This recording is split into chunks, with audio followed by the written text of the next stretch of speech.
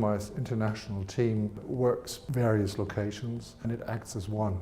It acts like a team in a local location, or maybe even better because we are able to actually connect and bring together lots of different talent. Rather than setting up geographical or hierarchical structures, I believe it's more a matrix organization these days where skills come into place and the need for skills, and we just put them together as needed.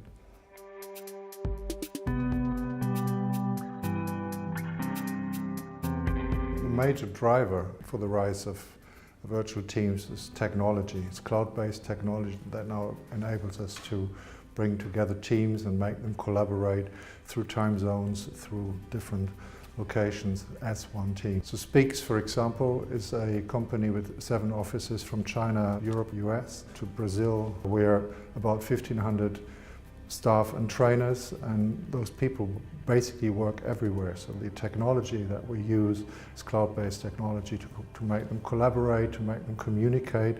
And of course we have built strategies. So we have built an organization these days where we are able to tap into the talents of those people involved, no matter where they are, where they live and where they actually come from. For us and for most other companies it's a necessity because there's a race for talent going on throughout the world. And of course companies that can offer the most flexible and appealing workplace do have a head start in this race.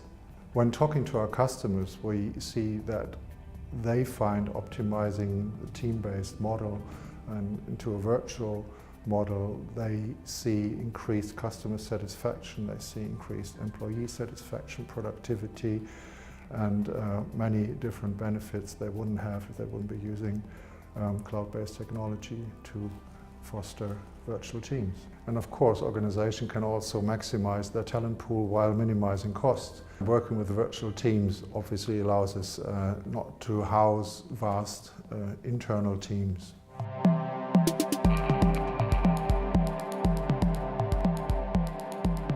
Soft skills such as communication and language skills are getting much more important these days, more important even maybe than technical and business skills, because in a virtual team the one essential ability that people need is the ability to communicate about their business.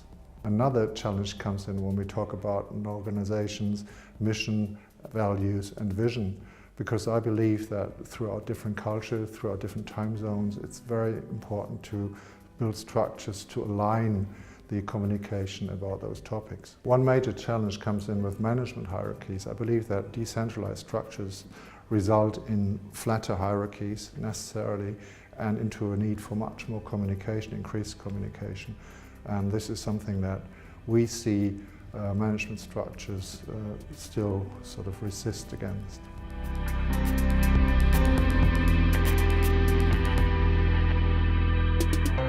I believe that HR and L&D have to play a key role in supporting and developing virtual teams through training, through development. And I also believe that communication is key in this.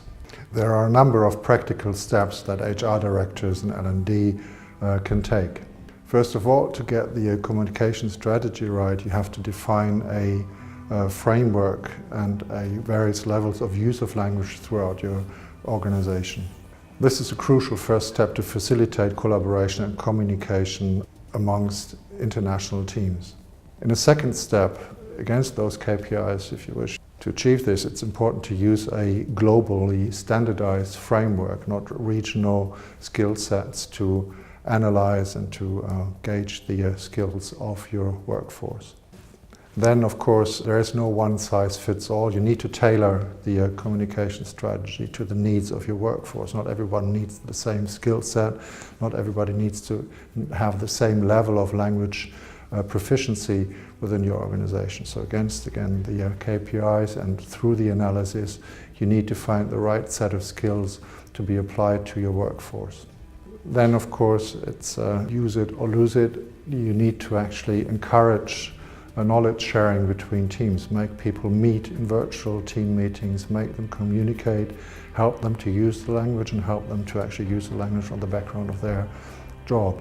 And then of course we need to enable knowledge sharing between team members in virtual teams, use strategies and communication models like Scrum, for example, to facilitate communication against the background of the workplace.